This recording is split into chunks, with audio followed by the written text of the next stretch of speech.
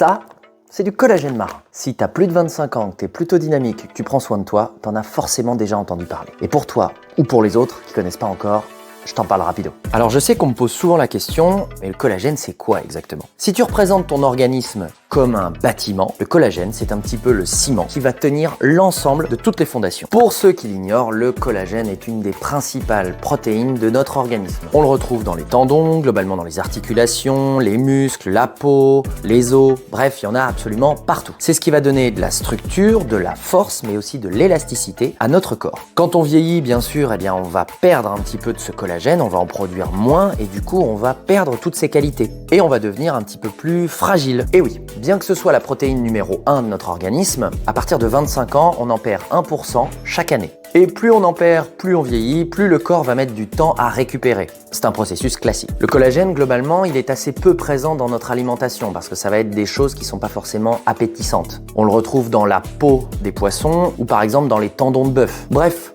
que des parties qu'on n'a pas particulièrement envie de manger. La supplémentation en collagène va permettre d'apporter des peptides de collagène, et ça va permettre un petit peu de reconstruire ce ciment. Et des études montrent que ça va améliorer l'élasticité de la peau et même aussi renforcer les ongles et les cheveux. Mais attention, ça marche mieux avec une bonne hygiène de vie en général. En bref, le collagène c'est un coup de pouce non négligeable pour ton corps et ça va lui permettre de mieux vieillir. Et donc très logiquement, si on veut vieillir en meilleure santé, il faut se supplémenter en collagène. On voit passer énormément de publicité en ce moment sur le collagène parce qu'il y a beaucoup d'études qui montrent que son utilité est véritablement validée scientifiquement et que ça permet d'améliorer le quotidien des gens qui en prennent. Mais ça reste un petit peu le bazar, c'est-à-dire qu'on voit beaucoup de choses. On va essayer de clarifier un petit peu ça. Il y a plusieurs labels qui existent, mais celui qui est reconnu comme étant le plus exigeant en termes de traçabilité et surtout le plus haut de gamme, ça va être le collagène Naticol. C'est bien évidemment selon moi le meilleur collagène français et breveté. Il y a environ 7 études qui ont été réalisées sur ce collagène pour prouver sa qualité. Pas de compromis entre le goût et la qualité. Aucun additif, fait en France, tableau nutritionnel irréprochable, traçabilité remarquable, efficacité maximale, procédé d'hydrolyse unique. Pour moi, les goûts sont excellents. Bref, tu l'auras compris, c'est la marque que je recommande pour prendre du collagène. Et pour la posologie, c'est plutôt simple. 5 grammes si on vise plutôt de ralentir le vieillissement pour la peau, et si c'est plutôt à viser bien-être au niveau du corps,